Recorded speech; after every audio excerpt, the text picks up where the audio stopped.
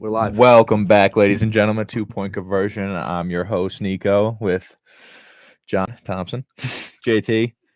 Um, Super Bowl week just finished. Sunday, great game.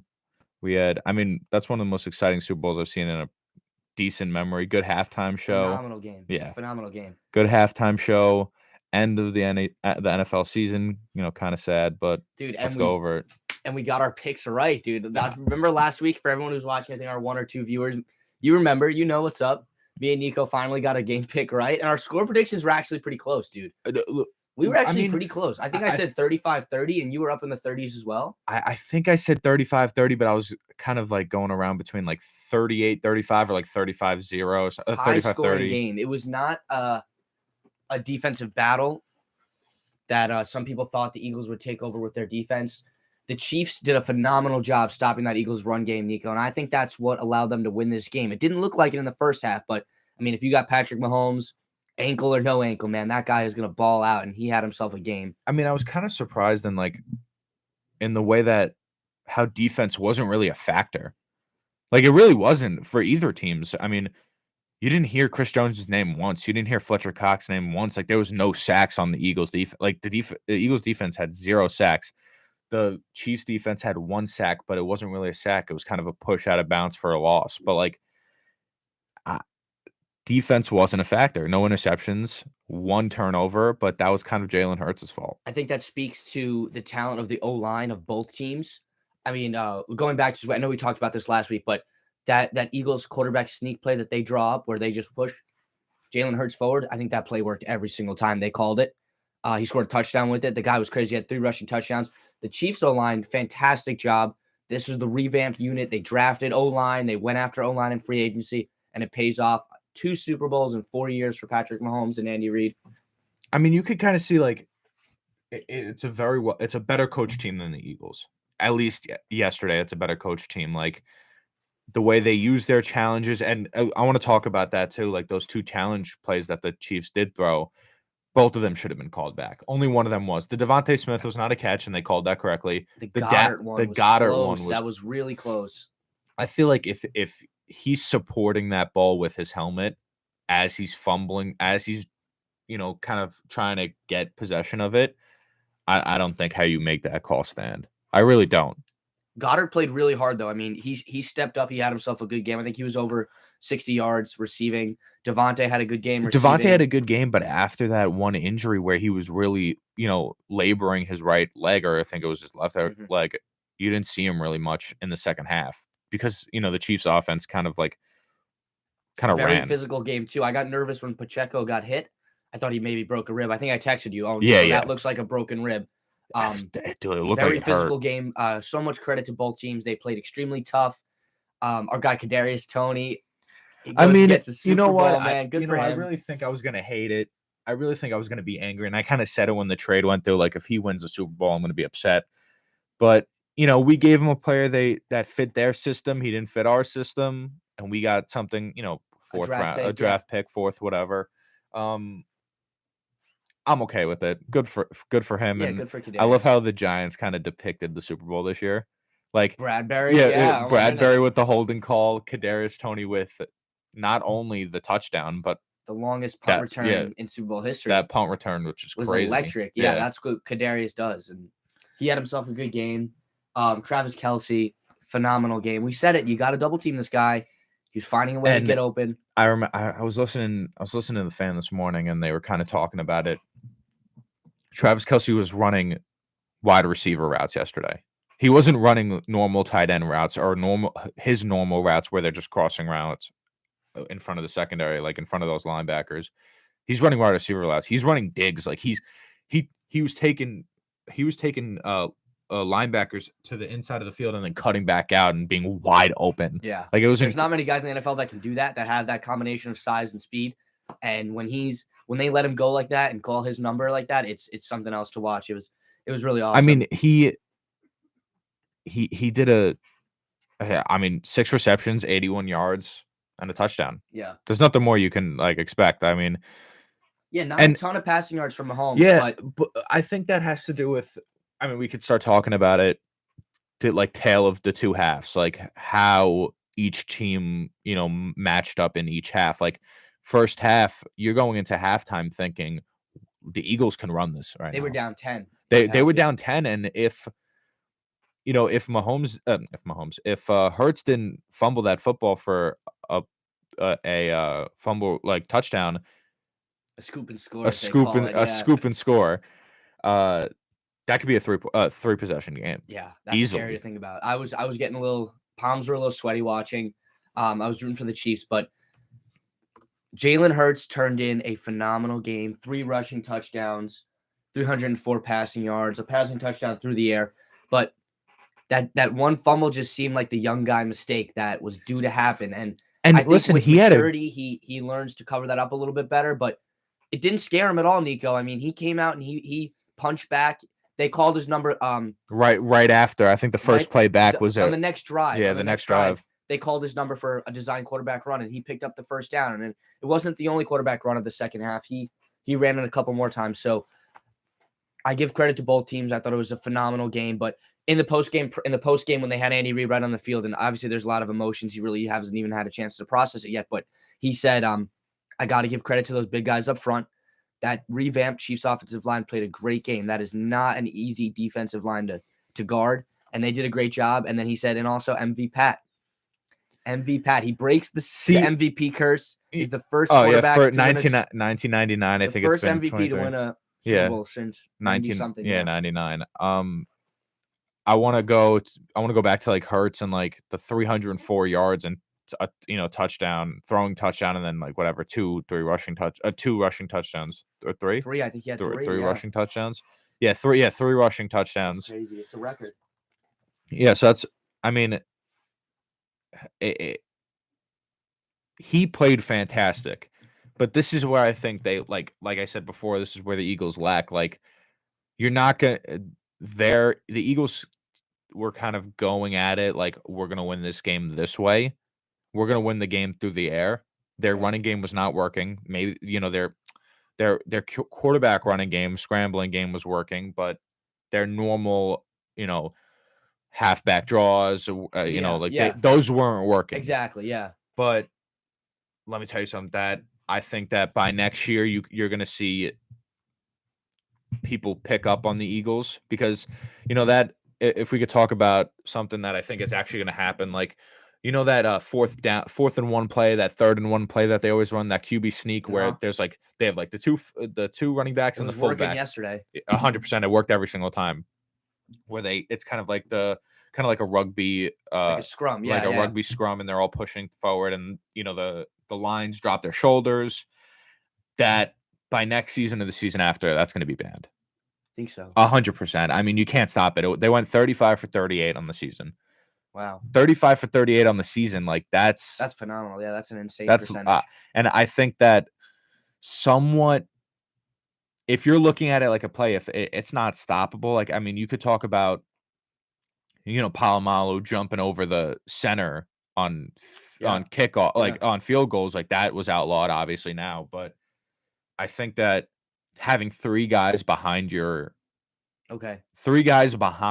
not the QB sneak in general, but three guys behind your quarterback pushing him. Yeah, they might make some rule about guys behind the quarterback within the tackles, something like that. I just think that at some point it's not stoppable. Yeah, it was like, how do you stop that, man? You can't stop it. It looked like a couple times that first push. Oh, they got him. Yeah. Nope, there goes. It doesn't matter because and he's gonna fight his way it forward. Doesn't matter. Like the Chiefs had one good one where I saw them like trying to hold up the best they could, but that last push, there's nothing you could do about it. You know what? To touch on that running game that you were talking about, the times that we've seen the Eagles dominate the rushing game, it doesn't mean that Jalen Hurts isn't running it well, but he usually doesn't finish as the leading rusher. Usually Miles Sanders will take over that role. I mean, Jalen Hurts had 70 yards rushing. Yeah, but yesterday the running back running game was not the design running game was not working too well. You can even call it like forget about the running back game because you could still like you see a Niners offense where they take the wide receivers into account and they run those sweeps and like they weren't running that either. Mm-hmm. It was a lack of improvisation on the Eagles' part, and like I put that up to Nick Sirianni. and was I think my favorite play of the game yesterday. There was a bunch of electric plays, and I was like jumping off the couch. But that Mahomes 26-yard scramble, Yeah. at the end of the game, like, oh my, I was like, get down, get Yeah, out. yeah, you gotta But get also I'm down getting there. Like, field that's range. it. Like, watch your ankle. Like I think like, I oh my yelled. God, watch I'm the like, ankle, watch the ankle. I really thought I was in the headset, Nico. Yeah, Like I was screaming at the TV, like, because I was so nervous about his ankle and getting down, not fumbling. Because you know when you see the guys come up from behind, you see like that punch Yeah. that the defensive That's- players I mean, do. I yeah. was like, Pat, this would be the worst time. Like I thought I was friends with him. I was calling him Pat. I was, Pat, get down. Like, It's your boy. Dude. Get down. it was such a fun game. I had so much fun watching it with the family. I thought the commercials this year were We got mid. a comment over there. Yeah, we got a Cry Eagles Cry comment, which is so legendary. Oh my That's so God! funny. Can we? I mean, all right. We'll get back to the game. 2 minutes. We'll talk about the commercials. I want to talk about the. Wait, real quick. If you're watching, drop your favorite commercial and what you thought of the halftime show in the comments, and we'll get back to it. Yeah, in a minute. we'll talk commercials, but I also want to talk like that. For the Nick Sirianni crying is hilarious for the national anthem. for the national anthem. It's the funniest He thing was ever. emotional. No, that was one of the most beautiful national anthems was I've ever seen in my life. great, yeah, it was like great. Chris Stapleton killed it, but I think that just seeing him cry is one of the funniest things in the world. Just because like he's so cocky and everyone hates him that like I love seeing people post that now. It's like, oh, when you don't win the Super Bowl and like they're crying. And if I saw a clip right before we came on Twitter about we saw during one of the challenge plays where it actually did get called back. There was the Devontae Smith one where the Eagles really thought that they had it and like he did catch it. Nick Sirianni looks at the Chiefs defense and tells them to get back on the field. He says, "Come on, get back on the field." Damn. And Jalen Hurts swats his hand down. I didn't see that. I must have He says, missed "Don't that. do." He was I like, must "Don't have do missed that." Like Jalen Hurts was telling him, "Don't do that." Wow. Like swatted his hand down. And usually it's the other way around. Coaches having to corral their players and say, "Hey, you know, like I said, like Nick Sirianni failed this team today. See, Nico, He did. I don't know if I can agree with that take just because I feel like it was one of those games where whoever had the ball last was gonna. Yeah, I mean, but the even offenses were rolling, both of them. It was so hard to stop the Chiefs, man. They ran but that clock down at some point, even that play where you're like, I'm gonna run the ball with Jalen Hurts. Right now, we're 40 yards in our zone, and that's a fumble recovery for a touchdown. Like that gets chalked up. It doesn't get chalked up to Hurts. It gets chalked up to coaching staff. Plays like that, they weren't intricate enough. They weren't making the run. They weren't making the run available for themselves. That offensive line can make a run available. They weren't making the play calls to do that. Mm-hmm. And we've seen through this playoffs and like through the Eagles winning so many games this year, they just control the clock and they run the ball. And in the second half of this game, Nico, they were trying to pass it like Mahomes and they just couldn't keep up. Phenomenal game. But to touch on what you said, like I agree that goes to show you, the Andy Reid experience, how many years he's been in this league versus Nick Sirianni, only second year as a head coach. I don't think this is the last we'll see of Nick Sirianni and this Eagles team in the playoffs. But, man, when you have to go up against Andy Reid and Mahomes, I have a couple questions for Andy you. Reid, yeah, go. Question one, I've been seeing this all over Twitter, all over Instagram. Is Pat Mahomes already a Hall of Famer? Yes or no? I could read you off some of his accolades. I could find that graphic for you pretty quick. Yeah. I mean, I know something like 5 Pro Bowls, 2 it's Super Bowls, five 2 MVPs. Yeah, 3 MVPs. 3. 2. He has 3. 2. He has 3. Nico, come on, buddy. Trace. All right. He has 2 Super Bowl MVPs. He has 2 MVPs. 2 Super Bowl MVPs. If he's only got 2 MVPs, you'll wear a Rangers jersey next show? Absolutely not. I wouldn't wear a Rangers jersey if you paid me. He's got 2 MVPs. That's it? In the 2022 season, Mahomes won his second NFL MVP and his second Super Bowl MVP, and becoming the first player in the NFL to win the NFL MVP and MLB Super Bowl. So what am I seeing this graphic with the 3 of them? He's got 2. In his first year as a full-time starter, he threw for 50 touchdowns, and he won it, and then he won it this year again. Yeah, but I'm trying to this one post I saw yesterday, I saw 3, and I don't know why. Maybe it was just maybe a messed up graphic, but no, but he's got 2. Okay, so two Super Bowls, 2 Super Bowl MVPs, 2 MVPs. 27 years old. And 5 Pro Bowls. 5 Pro Bowls. 4 straight or 5 straight AFC championships. Yes. 4. He's thrown for 192 touchdowns, only 49 picks, 24,000 passing yards, a 105 passer rating. Is he already a Hall of Famer? If he were to retire tomorrow, say, hey, me and Jackson are going to enter the TikTok game and we're going to hang up the jersey. Yes. I think he is too. Yeah. I think he is too. I think that I had an argument yesterday about this because it's hard to say what the future is going to hold for a player like this because you never know what can happen. Obviously, in a league that's always changing. I made a bold statement yesterday saying that in 10 years' time, he'll be the greatest quarterback of all time. I think that we can have Tom Brady. I think that we could have Brady as the most winning quarterback of all time, but Mahomes as the greatest talent at quarterback of all time. Yeah. He's on one ankle yesterday. I understand he only threw for 182 yards, but without him, they lose that game. It felt like so much more than that. It was because he also had rushing. He was also rushing too. Like he scrambled, he made plays. He was dumping off it was him. He was making the plays. The run game worked because he allowed it with the throw. Yeah. No, he's Isaiah Pacheco had 76 yards for a touchdown. Kelsey had a catching touchdown. Mahomes also threw it to Kadarius Toney, and then there was one more. I don't know if Juju got it. It one. was Sky Moore. Sky Moore. Screen wide open. Yeah. Yeah. Oh, the wide open. I mean, terrible defense on the Eagles' part. Terrible wide defense open. Or just Andy Reid and that's a super phenomenal creative, play calling, but you got to pick up that man. I mean, it he's was coming 2 wide open. Yeah. I mean, you see him. This is what they were doing. It was Sky Moore was coming across the center like he was kind of gonna get the pitch, and he was gonna get the sweep coming across the left side, or the right side. But he turned around. As soon as he hit the left tackle, he turned around and hit the outside, and there was nobody on him. No linebacker even picked it up. Which is unlike the Eagles' defense. I feel like they've just been all over at this playoffs, but it was. I thought it was a great game. It was very unlike the Eagles' defense, but very like James Bradbury to not pick something up like that because that's his side. He's terrible. Yeah. Yeah, I mean, Mahomes is a phenomenal talent. I mean, you see him. You could see it. I'm telling, like, in what is it?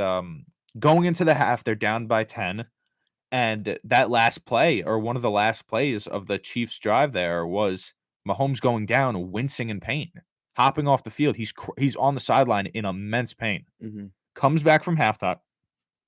Forget about what they did in the locker room. Mm-hmm. Maybe they gave him a shot or something. Iced it. Who knows? I don't know what the trainers do these days. Came back in and just performed. Yeah. Scored every single drive that they had. That's like what we've been seeing from Mahomes his whole career. The other Super Bowl that he won against the other Super Bowl that he won against San Francisco 49ers, they were down 10 in the third quarter, maybe even fourth quarter. I forget how late it was when they started that comeback, but this guy in the second half, there's no quitting him. He inspired this team. A lot of people before this season were saying losing Tyreek Hill is going to kind of expose him. Absolutely. I mean, he's got the brand new Tyreek Hill. He's got Isaiah Pacheco. Did not affect him at all. He wins his second MVP.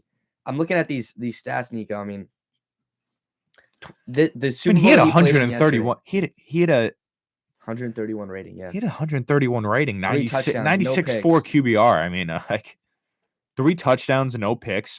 What's crazy though is 7 yards a catch. In the other 2 Super Bowls that he's played in, we see 42 pass attempts, 49 pass attempts. Yesterday, 27. So Andy Reid was cooking something up. This offense was like, hey, listen, we don't need to throw the ball 40 times. They didn't need to beat the corners. They didn't need to beat them. They did it when they had to, and they relied on the run. 77% completion percentage. That's something that they didn't have. Like you talk about their previous running backs. I mean, who last couple seasons? Who was it? It was Edwards-Helaire. It was Edwards-Helaire. I mean, he's a right runner. He's not a fantastic runner. Pacheco's got that juice in him. Like that guy is. He runs hard. He's a we said it last week. He's a powerful runner. Like he has 5 yards a carry, which is solid. A touchdown, 76 yards with a long of 24. I'd say you're underselling Pacheco. 5 yards a carry against this Eagles defense is phenomenal. Yeah. That's not okay. against maybe I'm against. saying in the league, Yeah. in the league 5 is a great number But like for a running for someone back. who's an avid follower, you would say, wow, this Eagles team does not allow 5 yards of carry. You're talking about a team. I mean, talking about a team that averages allowing 7 points a game. Yeah, that's great. They dropped 38 on them. Almost 38, almost 41 because of Harrison Butker's missed field goal. He did miss a 44 Yeah, yard it or was. something like that. It was, I mean, you have to make that. Yeah, that Pacheco's a phenomenal runner. I mean, if I could be wrong, be Nico, but honest I with me. think Be honest with me. If we're talking about, forget about Kelsey, right? Because Kelsey is an elite talent. He's probably one of the best players in the league. Probably one of the best players in the league. Juju, good wide receiver, decent, Mhm. right? Justin Watson, Jerick McKinnon, Noah Gray, Sky Moore, and Tony, yeah. Scantlin, Fortson. I mean, no other Pro Tony. Bowlers, no other Pro Bowlers or anything like that. These yeah. are, I mean, we're talking about Juju. You know, Juju had 7 catches, 50 yards. Justin, the next person after Kelsey and Juju had 2 catches. 2 catches, 18 yards. Justin Watson. Yeah, I mean, but so that I think that goes back to the Chiefs and Mahomes and everyone getting together in this offseason and saying, hey, like, Pat, we believe in you. We're going to go in the O-line direction, okay? We're going to spend our money there. We're going to draft O-line because we think that's where it's going to come down to, and it worked. It was a big bet. You know what I mean, Nico? They could have gone a different direction and got this guy superstar wide receiver, but then that's the direction Cincinnati went in. Cincinnati had the option to draft O-line, And they did. They went and got Jamar Chase. Yes, it's exciting, and yes, that team keeps making it far. But even to get over the hump, even last season, like trenches. when they did make it to the Super Bowl, like that was their big problem. Like throughout that entire playoffs, that was their big problem. Where like their offensive line is, and it was weak. the big problem when Mahomes lost to Tampa Bay. And I know we spoke about this a lot last week. We both said we agreed Philly's going to win this game if Mahomes has to run around like a chicken without a head. Like if the O-line collapses every play, and they stood their ground, which is so much credit to them. I hope he gets them like a nice gift. I hope we see it like, sometimes you see it on Instagram, like Mahomes treats O-line or so. I hope he gets them something nice. That like I saw, like I realized kind of like more than halfway through the game, like at the end of the third, was that I'm seeing the Chiefs pressure Hurts and more than I'm seeing Fletcher Cox get into Mahomes' face like that. Like, he's scrambling and he did get hurt on that one play and re-aggravated his ankle, but Hurts was getting pressured. He had to throw away a lot. Like 27 for 38. I mean, he had to throw away probably 11 of those balls, which that was the problem. Like he had a set, like I'm looking here. I understand Mahomes did have 180 yards, but 96 QBR rating, right? And 131 rating. Jalen Hurts, 79 QBR, right? He had 304 yards, but it goes hand in hand. You're relying on him too much. They relied on Hurts too much in this game. They did put a lot on his shoulders, And who knows? Maybe Jalen, I was about to say. Jalen. Maybe Jalen doesn't have it in him to win those games. He didn't have it when he was in Oklahoma. I don't know. Or when he got sad in Alabama for Tua. Nico, I feel like he could have, if it was the roles were flipped, I feel like I don't see the Chiefs defense stopping the Eagles to run down the clock. You know what I mean? It was who had it last. The Chiefs were able to move the ball. I want to bring this up. Big penalty help. The big penalty call help. Was that a penalty? We got to talk about that. Was that a penalty? I was about to say, I want to get into that. Let's get into the elephant in the room because this kind of leads into that whole thing about what could happen. The James Bradbury call, a holding call with 1:52 left or 1:54 left. That's closed the game out for the Chiefs. That gave them a first down conversion, right? If that was third and 8. It was about to be 4th and 8 with no time. With time stopped.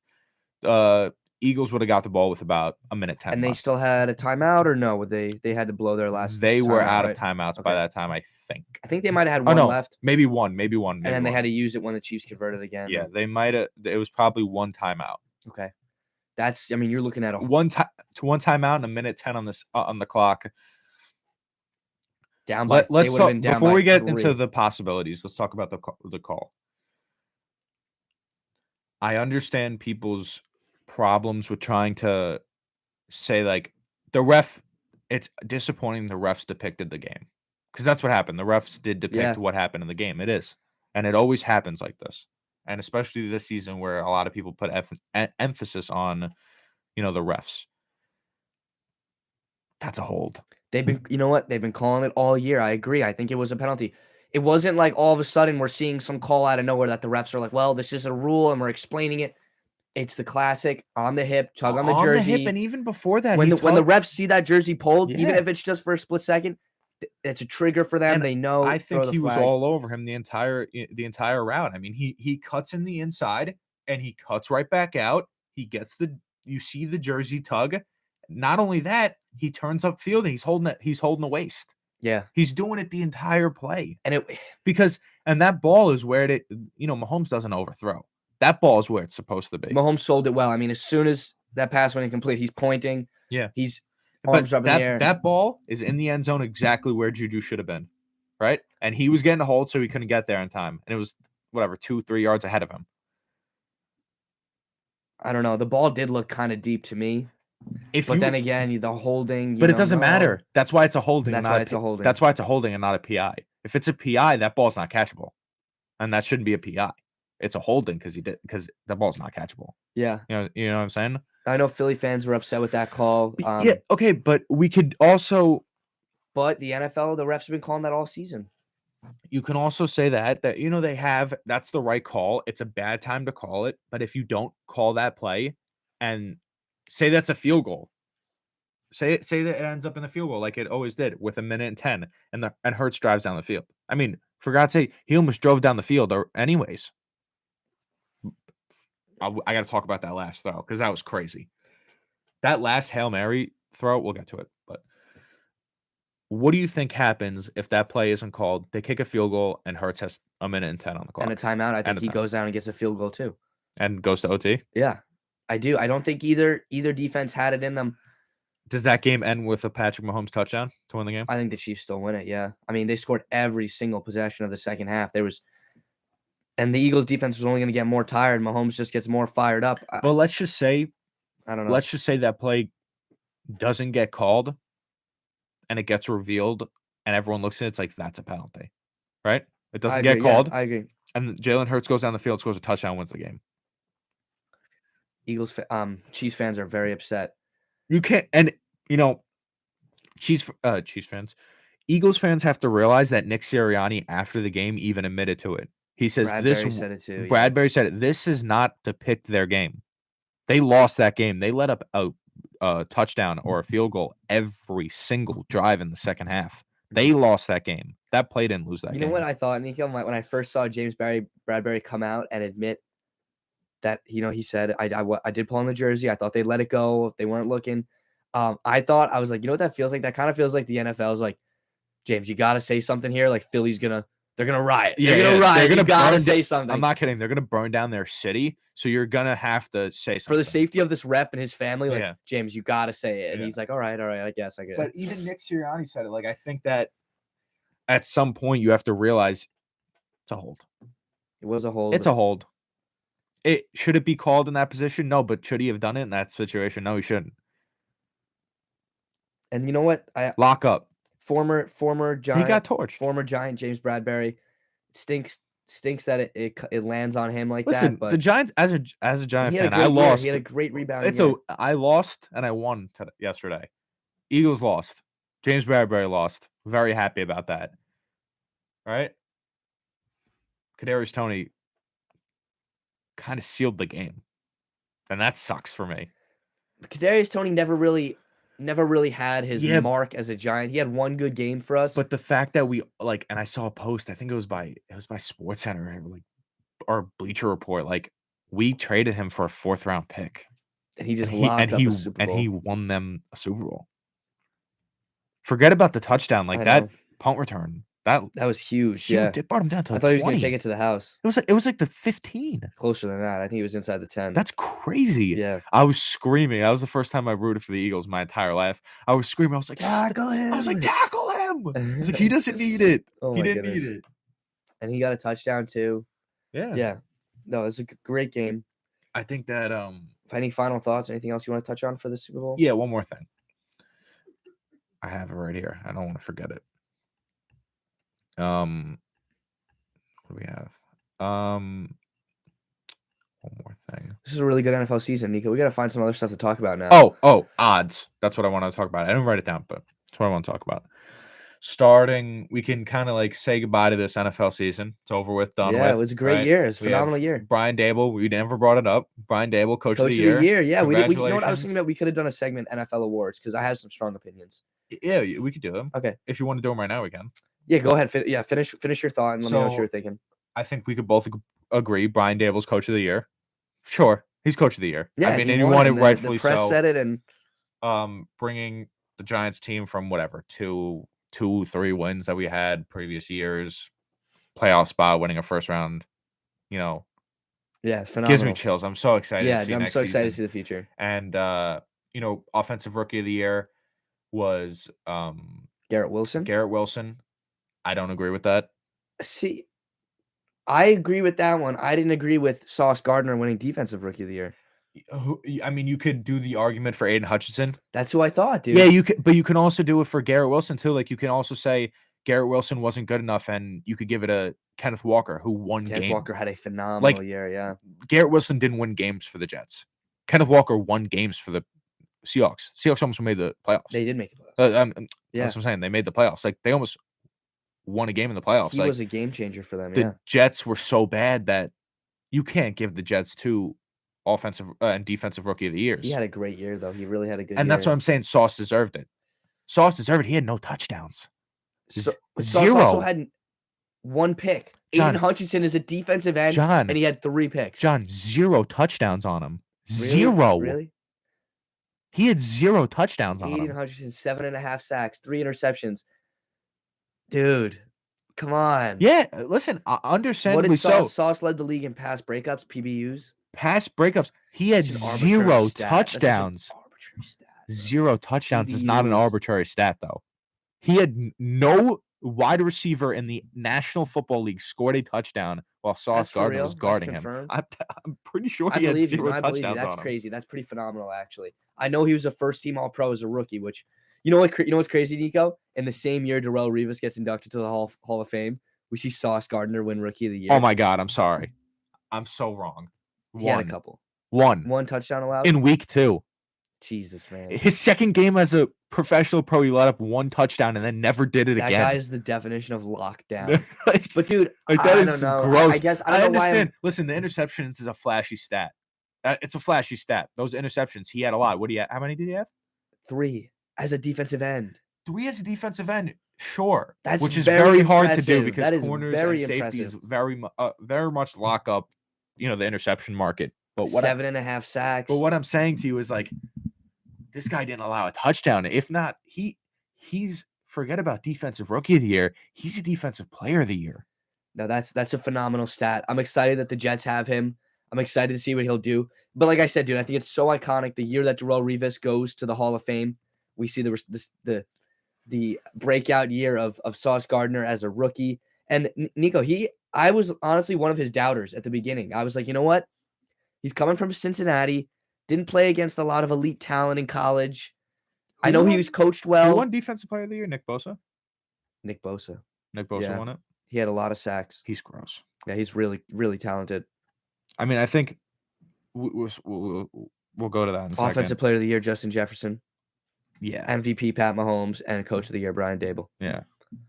We could, I agree with most of them besides the defense, the offensive rookie of the year. Who was your offensive? Kenneth Walker would have been your offensive rookie of the year. You got to have to do slow that. Start though, when it was Breece Hall for a while, and then Kenneth Walker. Yeah, and but Garrett Wilson. I don't think Garrett. I think that's just feeding into the team. The NFL's feeding into the kind of the narrative that the Jets have a very good core, young good core, but just missing a quarterback. They're just missing a quarterback. And some O-line help, but other than that, I mean, they're very. I don't know how you could sit there and not tell me that Kenneth Walker deserves Rookie of the Year.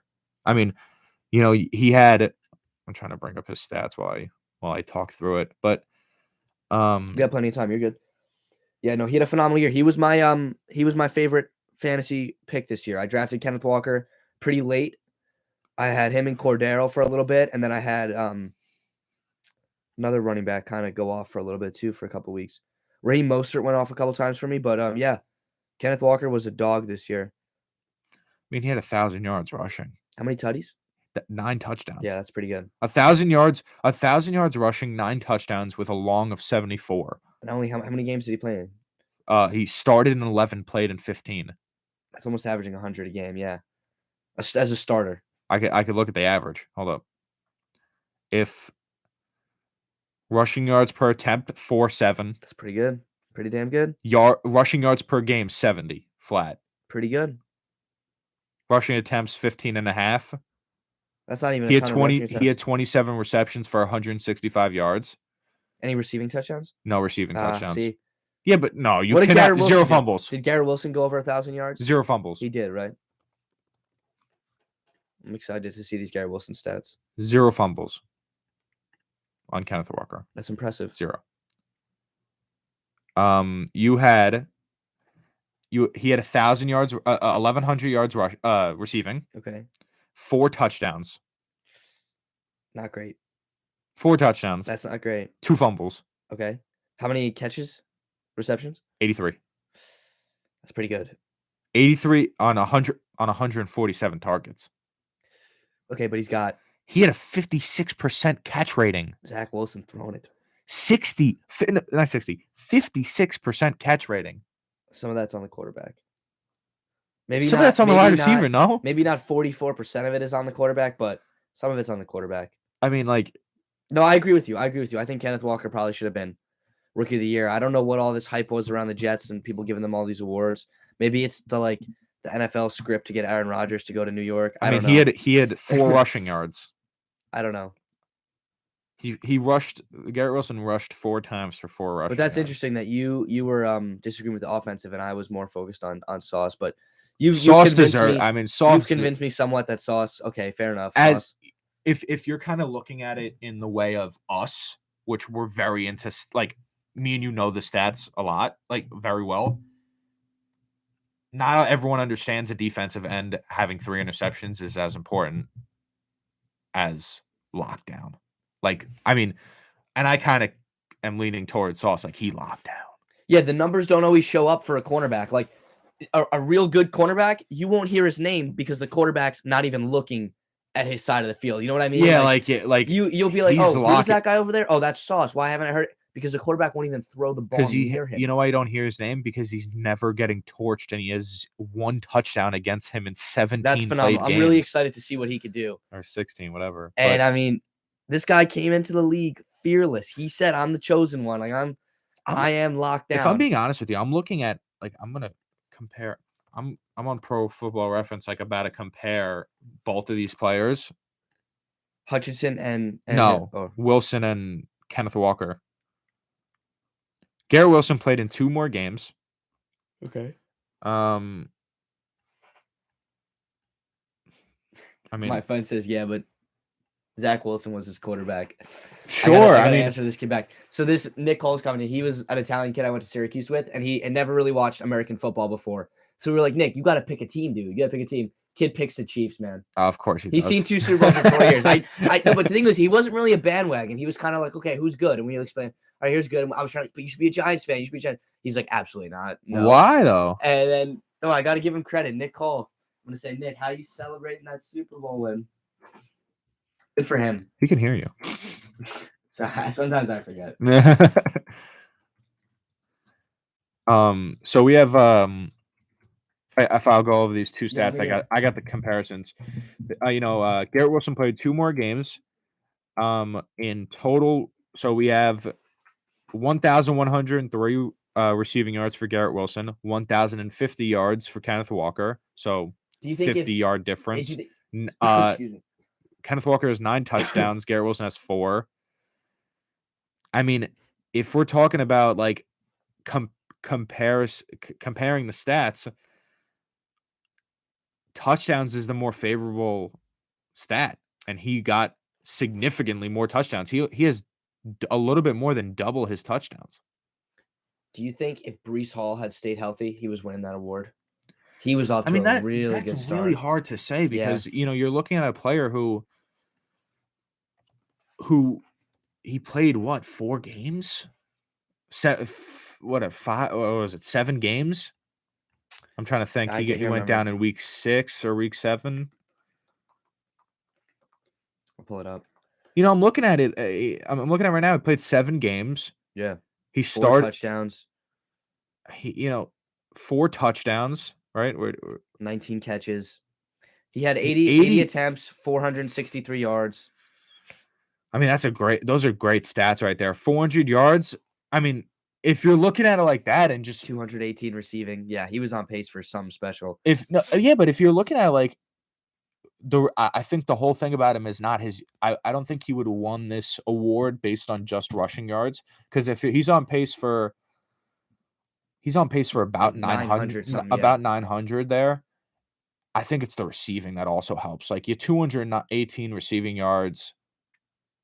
That also helps. 218 receiving yards.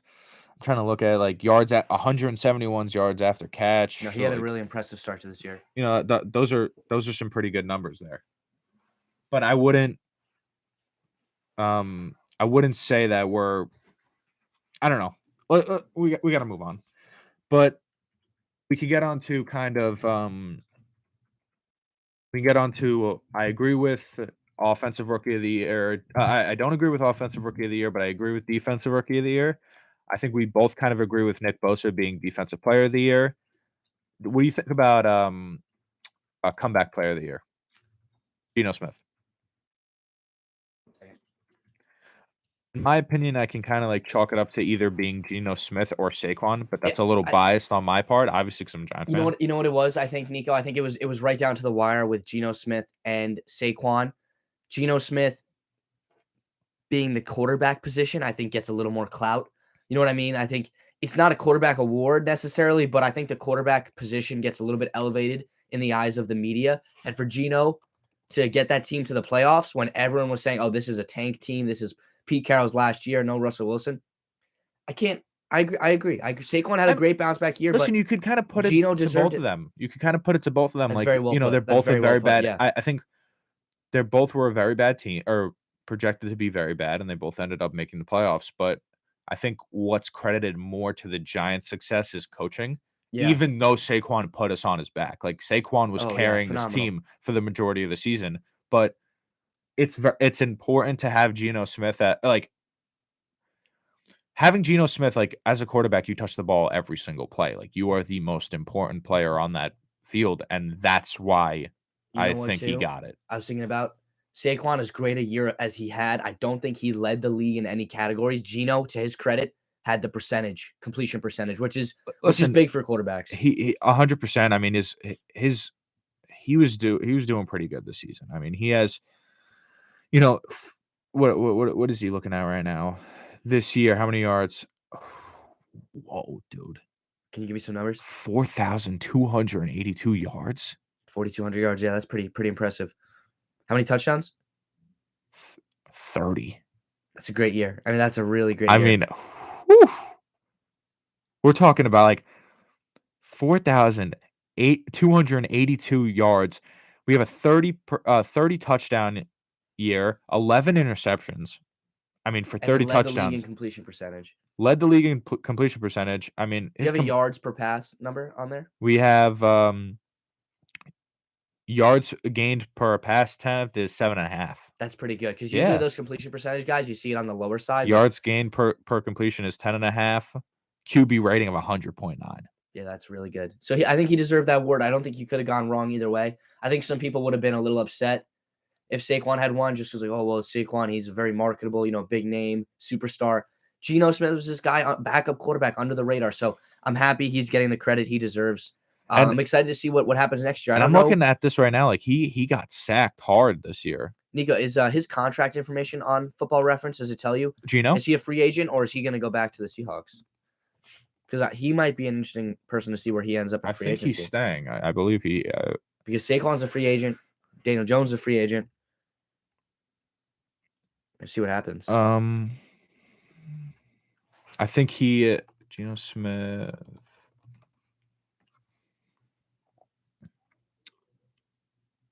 He's an unrestricted free agent in March. Yeah, so we'll see what happens with him. I wonder what his market's going to be like, because he's on the older side, but I mean, he just turned in a phenomenal year. There's going to be guys. Yeah, if I'm looking at, I think the best opportunity for him is to go back to the Seahawks at Yeah. this point because he is a little bit older. I mean, he is older. He works well with Pete Carroll. He's got Tyler Lockett. He's got DK Metcalf. It looks like they did Walker. good. I don't think he was the reason for their loss this year. Who they play, the 49ers? Yeah. They just ran into the 49ers. Yeah, they ran into the 49ers. I mean, that's a better team. He had 253 yards, 2 touchdowns against them. I mean, against that elite defense. I mean, he's 32 years old. So at 32 years old for a journeyman backup is what he's been doing. Yeah. I mean, I'm looking at his stats with the Jets, with the Giants, with the Chargers, and now with Seattle. He's kind of averaged around he started for the Jets in 2013. He's never hit over 4,000 passing yards before, has he? No, this is his best season. Wow, so that's far. that's. I mean, he had 3,000 in his first season with the Jets and 2,500 with second season with the Jets, both as a starter. And then after that, the Jets kind of sat him because 2015 they kind of just moved on.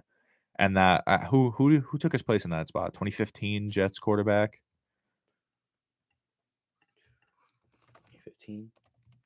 Christian Hackenberg? I don't know. Christian Hackenberg, he says. I don't know. Could have been. I don't think it's Christian Hackenberg. Then. Fitzpatrick. Ryan Fitzpatrick? Yeah. So Fitzpatrick was there. So, and then after that, he played 1 game, 2 games, 2 games, 5 games, 1 game, 4 games. And this year back to 17 games. And it showed. He kind of he's the only way you could describe him as comeback player. Yeah. Do you mind if I dive into some golf talk real quick before we end the show? I didn't realize. So kind of just want to touch on some golf talk. I know that football's gonna be over, so me and Nico are gonna venture into some NBA, some hockey. I'm gonna get John to talk about some hockey too. Yeah, we'll get into some hockey, some NBA. But the golf season's underway, and what's interesting this year, so they got the Live Tour competing with the PGA Tour. So the PGA Tour switched things up this year, and what they're doing is they created these elevated events where they got all the top players in the world to agree we're all gonna show up at these. So this week was the Waste Management Phoenix Open, one of the rowdiest golf events. I mean, stadium course. You're talking about, I played there. TPC Scottsdale is a fantastic place. When I tell you, you're starting to get this, kind of it's really growing and really getting exciting. Yeah. Because you could tell, even I understand, if anyone who doesn't watch golf doesn't realize, one of the most rowdy kind of places is. That's it. I think it's that 16 hole. It's in all of sports. It is one of the rowdiest It's events, that 16th hole where it's surrounded stadium seating and it's that par 3 that everyone's freaking out about.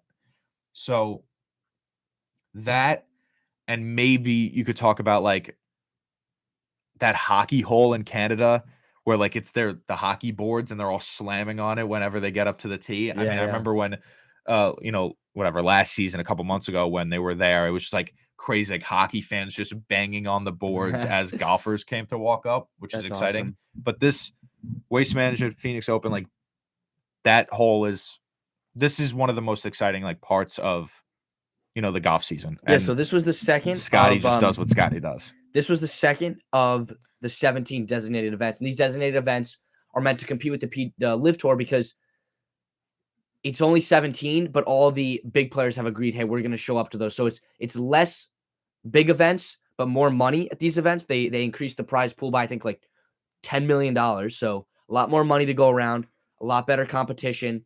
I think it's better for the fans, better for the game. So there's going to be 17 of these elevated events this year. This week was the second one. We had 22 of the top 25 golfers in the world at this event. Scotty Scheffler wins back-to-back Waste Management Opens for the first time since Hideki Matsuyama did it. Maybe 16, 17, I think. I think it was 17, 18. Could have been 17, 18, yeah. I think it was 17, 18. But it was a great weekend of golf. We saw some really good competition. Scotty Scheffler, like you said, Scotty does what Scotty does. I mean, without a doubt, we can have all these. I think ranked number one right now is Rory.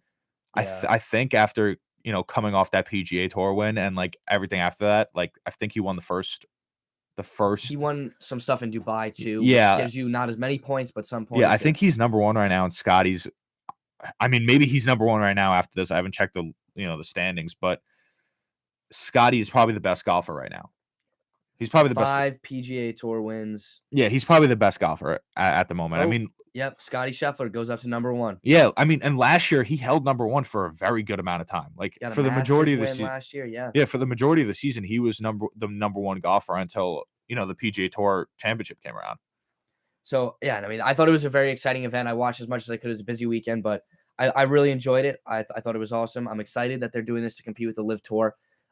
Next week is another elevated event. It's going to be the Genesis Open at Riviera. Yeah, Tiger- Riviera is one of. I'm like if anyone's at like who cares who's listening right now, like go look up Riviera, like Riviera Golf Course or Country Club.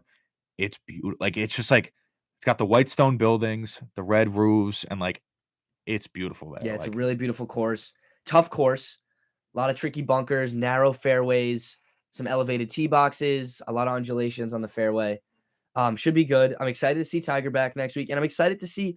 I think these elevated events, Nico, bring out show you who the real competitors are. You can't be. I mean, you kind of look at it like you're saying, like these elevated events, like they're really important for battling against like Live because like they're doing all of that. Like that's their entire idea. See, the Live is less events, but all the top players are going to be there every Always. week. Yeah. Yeah.